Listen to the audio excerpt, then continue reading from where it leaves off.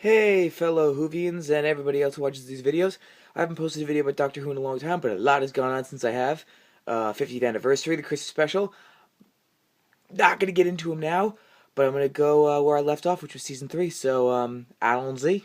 Okay, the first one, Smith and Jones, honestly, is what I want in a perfect, simple Doctor Who episode. And what I mean by that is, it's nothing extravagant, not a lot goes on, but what does go on is that he meets a new companion. You kind of get a little bit of healing from when Rose was gone because of Donna coming and Runaway Bride and all that stuff. But you kind of get a simple episode. You get some new villains that aren't actually villains. It's like a deeper plot into it. A lot of running around, a lot of screaming, a lot of, a hospital goes to the moon. So, all in all, it's in the middle of my list because there's not that much to say about it except for the fact that it introduces Martha Jones. Shakespeare Code. Okay, I love Gareth Roberts. He has some very good episodes that I'll get into when we get into the Matt Smith era, but I think this is a great introduction to Martha. It is an episode that doesn't rely on the story arc, which I'll get to in a minute because I love the story arc in Series 3, but it just sort of it introduces this famous figure, puts him in like a different point of view from what other people have thought, because honestly, I would think of Shakespeare as whatever I would think seeing the pictures of him. But now that you've seen him in a narrative perspective, it gives a new perspective on Shakespeare and a new perspective on witches. I think that was brilliantly written. The fact that they have the witches correspond to Shakespeare, and how Martha meets her first historical figure, like the whole Charles Dickens with the ghost. I've already explained how much I like that. It's a solid episode. There's really not many bad things I can say about it. And, yeah, that's really it. Gridlock? Now it's a highly controversial episode because some people love it, some people hate it. Personally, I love it because it introduces the story arc, which personally, I will tell you, is my favorite story arc of David Tennant. Because it has so many elements, and it expands upon it in each episode, but they make you forget about what you've just learned by introducing something new in another episode.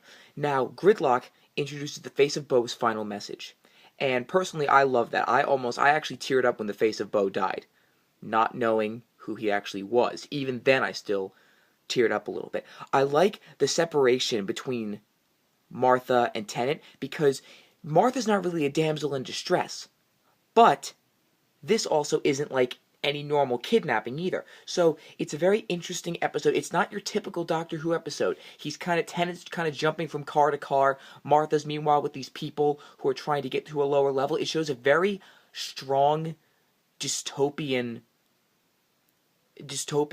setting, and it's supposedly part of the loose trilogy that includes The End of the World, New Earth, and Gridlock. This is supposed to be the Face of Bo 3-part trilogy. And until the end, you don't really get that it's part of that trilogy until you see the cat nuns. So it's almost sort of like a mystery mixed with a dystopia, mixed with just Doctor Who. So it's pretty good. I like it. Now, the next two-parter is not the best Dalek episode ever, but at least it's a two-parter. In Matt Smith's series, for those of you who are far enough to know that, there hasn't been a lot of two-parters lately, and it's split series and very not complicated stories. This one is not a strong story, but first off, it's set in New York City during the Great Depression, so it's already a great setting in the first place. And there's all these different creatures running around, the weird pig creatures. You don't really understand what's going on, and that's kind of interesting because the Daleks don't really understand what they're doing either. So introducing the Dalek story after hearing the fact that the Doctor is possibly not alone in the universe is a very nice break and a very good Dalek episode. Martha meets the Daleks. You kind of see Martha grow as a character more because Tennant is kind of apart from her a lot. And then you sort of see Tennant's rage take over a little bit in this episode too at different bits. And the leader of the Daleks becoming a human Dalek and then starting to feel human emotions, the Daleks turning against each other. It's not just the Doctor now. Now you sort of get another perspective of the Daleks too from this episode. Now, the next 2 episodes I'm kind of going to do just right now in both of them together because they were not my favorite. The Lazarus Experiment and 42. Now, I liked 42 better than the Lazarus Experiment. What I did like about them, and why I thought they were necessary, because they were sort of filler episodes. First off, the Lazarus Experiment, I'm going to say, not trying to bash it, even though I don't really like it that much, I do admire the idea of a human trying to live forever, and then obviously altering his genetic information, because it sort of brings in just a human perspective of what would someone do to live forever or to become younger. And this sort of explains that. 42, I liked. It was a good episode,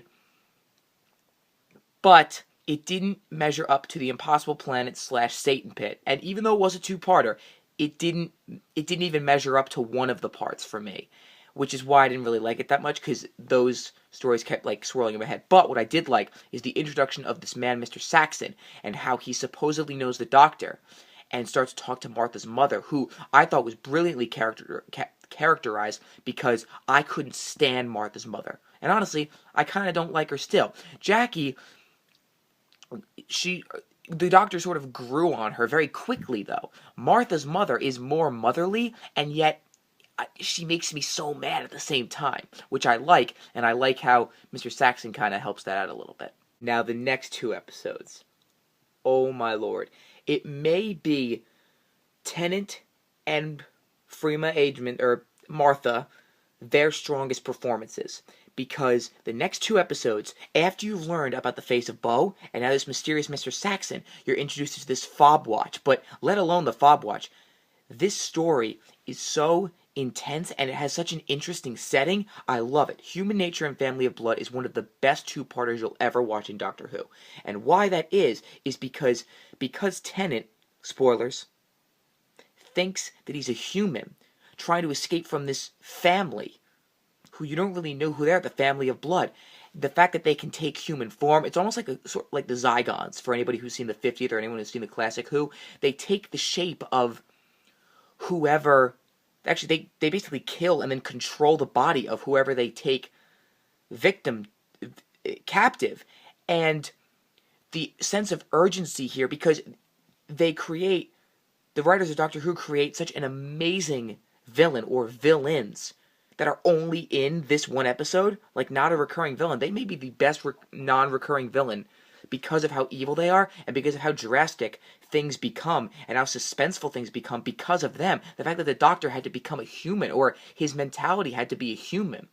And then, plus, his relationship with Joan Redfern is very interesting because of the fact that she's a very intelligent woman, and she, in the end, still does not choose to go with him even after everything unfolds, which is very interesting. And it sort of takes your mind off of the main story arc, even though this is part of the story arc, but it gives you a great story.